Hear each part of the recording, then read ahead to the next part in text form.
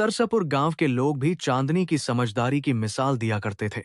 वो सिर्फ खूबसूरत ही नहीं, बल्कि बहुत बुद्धिमान भी थी।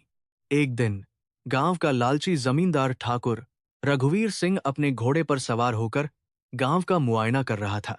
ठाकुर बहुत घमंडी और लालची आदमी था। वो गरीबों को हमेशा परेशान करता रहता था। उसी समय उसने रास्ते में भोला को देखा, जो अपनी पीठ पर भारी लकड़ियों का गट्ठर उठाए जा रहा था। ठाकुर ने घोड़ा रोकते हुए कहा, अरे भोला, सुना है तुम्हारी बेटी बहुत होशियार है। भोला डरते हुए बोला, जी मालिक, भगवान की कृपा है। ठाकुर की आंखों में लालच चमक उठा। वो बोला, अगर तुम्हारी बेटी सच में इतनी ही समझदार है तो कल उसे मेरे हवेली में भेजना। मैं उसकी बुद्धि की परीक्षा लूंगा। अगर वो पास हो गई तो मैं तुम्हारी गरीबी हमेशा के लिए खत्म कर दूंगा। भोला घर आया तो बहुत परेशान था। उसने चांदनी को सारी बात बताई। चांदनी ने शांत स्वर में कहा, बाबा, आप चिंता मत करो, सच और बुद्धि कभी हारती नहीं। अगले दिन चांदनी ठाकुर की हवेली पहुंची। ठाकुर ने मुस्कुराते हुए कहा, अगर तुम सच में इतनी होशियार हो तो मेरे 3 सवालों का जवाब दो। चांदनी ने आत्मविश्वास से कहा, पूछिए ठाकुर साहब। ठाकुर ने पहला सवाल पूछा, दुनिया में सबसे तेज क्या है? चांदनी मुस्कुराई, सोच, क्योंकि एक पल में कहीं भी पहुंच जाती है। ठाकुर थोड़ा चौंक गया। फिर उसने दूसरा सवाल पूछा, दुनिया में सबसे भारी क्या है? चांदनी बोली, कर्ज, क्योंकि जिसे मिल जाता है उसकी नींद और चैन दोनों छीन लेता है। हवेली में खड़े लोग एक दूसरे को देखने लगे। ठाकुर अब थोड़ा परेशान हो गया। उसने तीसरा सवाल पूछा, दुनिया में सबसे बड़ा क्या है? चांदनी ने शांत स्वर में कहा, इंसान का दिल, क्योंकि इसमें दया भी आ सकती है और लालच भी। यह सुनकर हवेली में सन्नाटा छा गया। ठाकुर पहली बार किसी गरीब लड़की की बुद्धि के आगे हार गया था। वो कुछ देर चुप रहा, फिर बोला, चांदनी, आज तुमने मुझे मेरी असली औकात दिखा दी। मैंने कभी गरीबों के दर्द को समझने की कोशिश ही नहीं की। उस दिन के बाद ठाकुर ने भोला को जंगल से लकड़ी काटने की अनुमति दे दी और गांव के गरीबों पर अत्याचार करना भी बंद कर दिया। भोला की आंखों में खुशी के आंसू थे। वो बोला, बेटी, आज तूने सिर्फ हमारी नहीं, पूरे गांव की किस्मत बदल दी। चांदनी मुस्कुराई और बोली, बाबा, गरीबी से बड़ा कोई दुख नहीं होता, लेकिन बुद्धि और हिम्मत से बड़ी कोई ताकत भी नहीं होती। और इसी के साथ सरसपुर गांव में एक नई कहानी जन्मी। भोला कांपती आवाज में बोला, जमींदार साहब, मैं पूरी कोशिश करूंगा कि 1 महीने में पैसे लौटा दूं। जमींदार विक्रम सिंह ने ठंडी हंसी हंसते हुए कहा, कोशिश नहीं भोला, मुझे पैसे चाहिए, वरना घर मेरा। भोला उदास मन से पैसे लेकर घर लौट आया। उसकी आंखों में चिंता साफ दिखाई दे रही थी। घर पहुंचते ही उसकी बेटी गौरी ने पूछा, बाबा, आप इतने परेशान क्यों हो? भोला ने गहरी सांस ली और सारी बात गौरी को बता दी। गौरी कुछ देर चुप रही, फिर उसके चेहरे पर हल्की सी मुस्कान आई।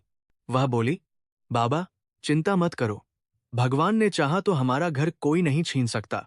भोला हैरान होकर बोला, लेकिन बेटी, हमारे पास पैसे कहां से आएंगे?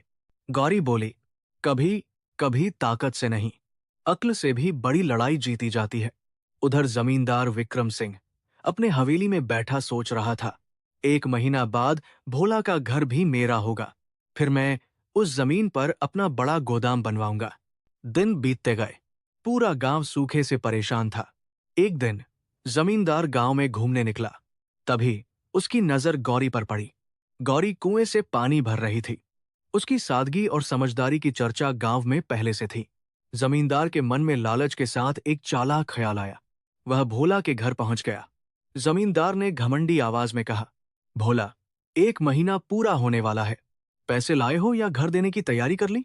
भोला डरते हुए बोला, साहब, अभी इंतजाम नहीं हो पाया। तभी पीछे से गौरी आगे आई।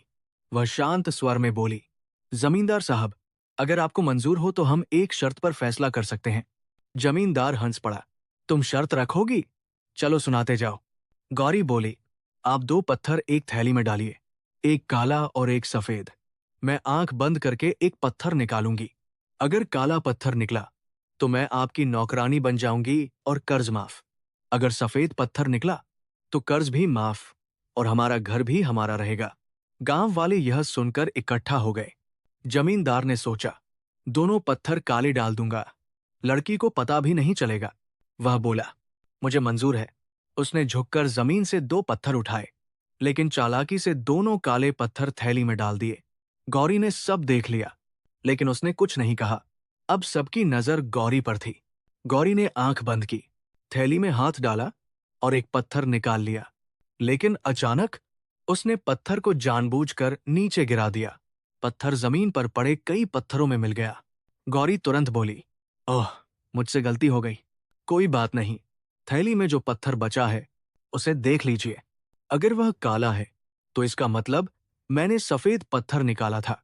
गांव वाले एक दूसरे को देखने लगे। जमींदार के चेहरे का रंग उड़ गया। थैली में जो पत्थर बचा था वह काला था। इसका मतलब सबके सामने साबित हो गया कि गौरी ने सफेद पत्थर निकाला था। अब जमींदार कुछ नहीं कर सकता था। गांव वाले जोर जोर से बोल उठे, गौरी की जय। जमींदार को मजबूरी में कर्ज माफ करना पड़ा। उस दिन पूरे गांव को समझ आ गया, अक्ल और हिम्मत से सबसे बड़े घमंड को भी हराया जा सकता है। और भोला अपनी चतुर बेटी गौरी को गर्व से देखने लगा। रात जैसे अचानक और भी भारी हो गई थी। हवा में डर, बेबसी और सन्नाटा घुल चुका था। भोला की आंखों में आंसू भर आए। उसने कांपती आवाज में कहा, मालिक, ये आप क्या कह रहे हैं? वो मेरी बेटी है। जमींदार विक्रम सिंह ने ठंडी हंसी हंसते हुए कहा, सोच ले भोला, कर्ज या बेटी, दोनों में से एक तो जाएगा ही। गांव वाले खड़े थे, मगर किसी की हिम्मत नहीं थी कुछ बोलने की। हर किसी की नजरें झुकी हुई थीं। तभी चांदनी आगे बढ़ी। उसकी आंखों में डर था, मगर उससे ज्यादा हिम्मत। वह बोली, रुकिए। सबकी नजरें अब चांदनी पर टिक गईं। चांदनी ने धीरे से कहा, मुझे ये रिश्ता मंजूर है, लेकिन मेरी एक शर्त है। जमींदार मुस्कुराया, अरे वाह, बोलो क्या शर्त है? चांदनी ने गहरी सांस ली और बोली, आपको गांव के सामने एक परीक्षा देनी होगी। अगर आप जीत गए तो मैं शादी कर लूंगी। अगर हार गए तो आपको हमारे गांव के सभी गरीबों का कर्ज माफ करना होगा। गांव में हलचल मच गई। लोग पहली बार उम्मीद से एक दूसरे को देखने लगे। जमींदार थोड़ा सोच में पड़ गया, लेकिन उसका घमंड उसके दिमाग पर भारी था। वह बोला, ठीक है, कैसी परीक्षा? चांदनी ने पास पड़ी 2 पोटलियां उठाईं, एक में काले पत्थर और एक में सफेद। वह बोली, आप इन दोनों में से एक पत्थर निकालिए। अगर काला निकला तो मैं आपकी हो जाऊंगी। अगर सफेद निकला तो आप हार जाएंगे। जमींदार चालाक था। उसने चुपके से दोनों पोटलियों में काले पत्थर ही डाल दिए। यह बात चांदनी ने देख ली, लेकिन उसने कुछ नहीं कहा। परीक्षा शुरू हुई। जमींदार ने एक पत्थर निकाला और चांदनी के हाथ में रख दिया। सभी की सांसें थम गईं। चांदनी ने उस पत्थर को देखा और अचानक उसे जमीन पर गिरा दिया। पत्थर बाकी पत्थरों में मिल गया। जमींदार गुस्से से चिल्लाया, ये तुमने क्या किया? चांदनी शांत होकर बोली, कोई बात नहीं मालिक, अब बची हुई पोटली खोल लीजिए। उसमें जो पत्थर होगा उससे पता चल जाएगा कि मैंने कौन सा पत्थर उठाया था। गांव वाले समझ गए। सबकी आंखों में चमक आ गई। पोटली खोली गई। उसमें काला पत्थर था। इसका मतलब चांदनी ने सफेद पत्थर उठाया था। जमींदार का चेहरा उतर गया। उसकी चालाकी उसी पर भारी पड़ गई। गांव में पहली बार आवाज उठी, कर्ज माफ करो, कर्ज माफ करो। जमींदार मजबूर था। उसे अपना वादा निभाना पड़ा। उस दिन सिर्फ भोला का नहीं, पूरे गांव का कर्ज माफ हो गया। भोला रोते हुए अपनी बेटी को गले लगा लिया, तूने आज हमें ही नहीं, पूरे गांव को बचा लिया। चांदनी मुस्कुराई, बाबा, हिम्मत और समझदारी से बड़ी कोई ताकत नहीं होती।